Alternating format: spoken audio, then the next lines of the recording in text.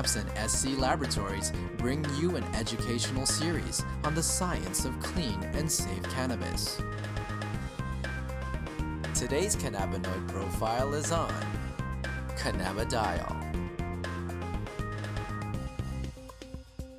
Cannabidiol, or CBD for short, is the second most prominent compound found in the cannabis plant.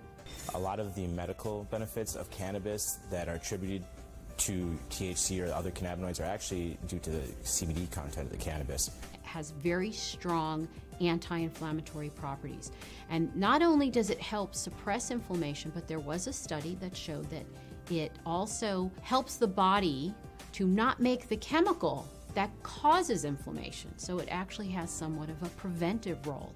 Cannabidiol has also been found to have anticonvulsant properties in that it can reduce the seizure threshold for a number of patients. I've had my own patients who have said that once they started using CBD-rich strains, they have found that they have had less episodes of their seizures. CBD is synthesized in the plant through the same pathways as THC, CBC. It starts out as geranyl pyrophosphate and aliphtolic acid. Those two compounds join together through an enzyme-catalyzed reaction. Cannagibberellic acid, CBGA, is the starting material for CBDA, THCA, and CBCA. So CBDA synthase, if it's found in large enough amounts, will take this cannagibberellic acid and make it into cannabidiol carboxylic acid, which is CBDA. CBDA is CBD with a carboxylic acid attached to it. Now, with heat or through time, this carboxylic acid will naturally release from the compound as it is very unstable and become CBD.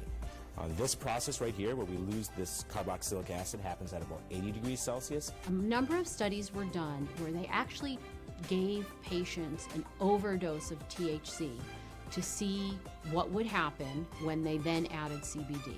And CBD completely turned around the negative effects of an overdose of THC without changing the levels of THC in the blood. So that means that CBD exerts its own medicinal, just doesn't reverse THC, it actually has its own medicinal properties. CBD has been found to cause cancer cells to what we call commit suicide while preserving the normal cells. And what appears to happen is it appears to bind to the receptors on the cancer cells, which then induce the cancer cell to kill itself.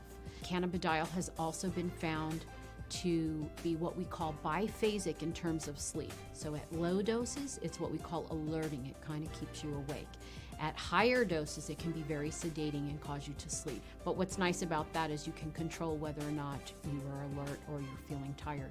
When I started testing cannabis about 2 or 3 years ago, we saw virtually no high CBD plants. Almost every plant we tested was high in THC, anywhere from 10% to 20% THC, with some outliers on either end.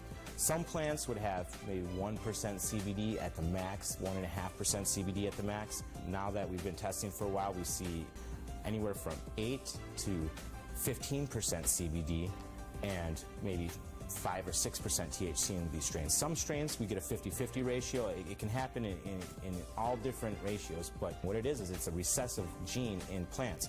So we have breeders have to actively go and try and breed this back into these plants and find these high THC plants that might have that high CBD gene locked away and breed them together and see what they find. And really the only way you can know if it's high CBDA is to test it. With testing and growers or breeders having access to that knowledge base, we see them coming back and reversing some of the trends of the last 30, 40, 50 years and breeding the CBD back into the plants. Now, there have been a number of studies that have looked at cannabidiol, CBD, exerting a protective property to damaged neurons.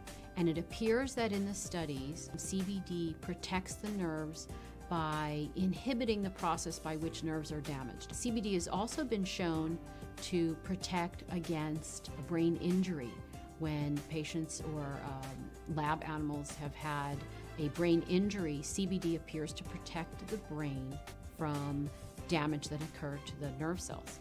The studies have shown that it can actually fight MRSA, which is methicillin-resistant Staph aureus, a notorious bug that is resistant to a number of antibiotics. A topical application of cannabis was able to fight the infection, and the MRSA was eradicated from that infection site. SC Labs tests for CBD with a high-performance liquid chromatograph, also known as an HPLC. There's two different ways you can test for cannabinoids. It's either with an HPLC or with a GC. If you hear of someone testing with other methods, it's probably not a scientifically validated method. But the problem with the GC is that the GC uses heat to test for these cannabinoids. And as I said earlier, all the acidic cannabinoids are very sensitive to heat. So the GC can give you no information about the acidic cannabinoids. It can only tell you about the non-acidic cannabinoids. The heat is decomposing these compounds. It's definitely decarboxylating all of them. And you're trying to measure it as these compounds are in a state of flux.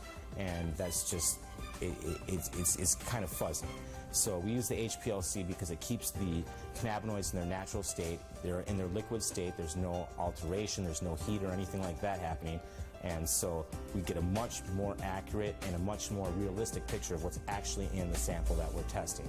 One of the important things for people to understand about cannabidiol is it is not psychoactive. That means it does not change your mood, your mentation, the way that THC has psychoactive properties and can actually cause what we call the high. CBD does not do that. For patients who are not interested in the THC effect but are interested in the CBD effect, this is a terrific choice for them to have.